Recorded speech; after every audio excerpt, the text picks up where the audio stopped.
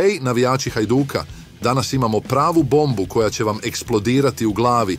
Vjerovali ili ne, Ivan Rakitić, da, upravo on, možda je na putu prema našem dragom Hajduku. Ali prije nego što vam ispričam sve sočne detalje ove senzacionalne priče, obavezno ostavite lajke i pretplatite se na naš kanal kako ne biste propustili nijednu novost.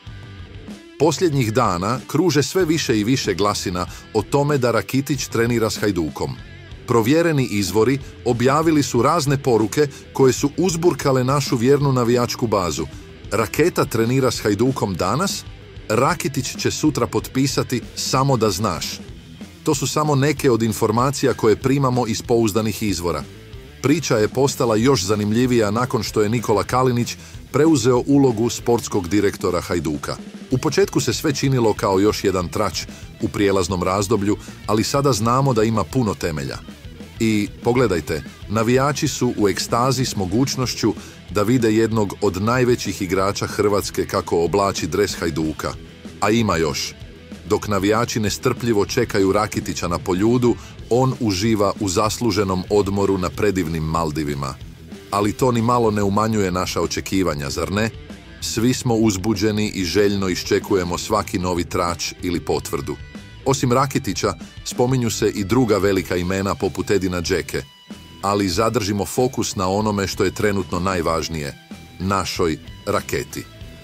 Pregovori s Rakitićem nisu laki, posebno zbog velikih ugovora koje trenutno ima s trenutnim klubom, ali obostrana želja da se ovaj transfer realizira može olakšati ostvarenje ovog sna.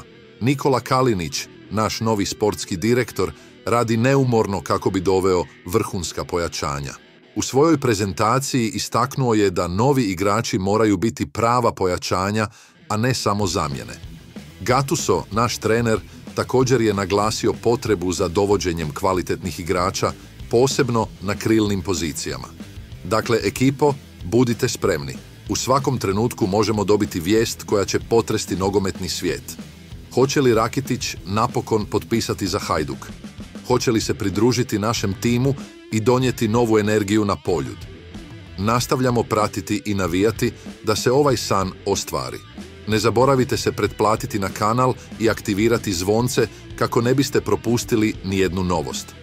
Ostavite nam svoje mišljenje u komentarima. Što mislite o ovom mogućem transferu? Podijelite ovaj video sa svim navijačima Hajduka koje poznajete. Do sljedećeg puta, navijači. Idemo zajedno. Hajduk Split.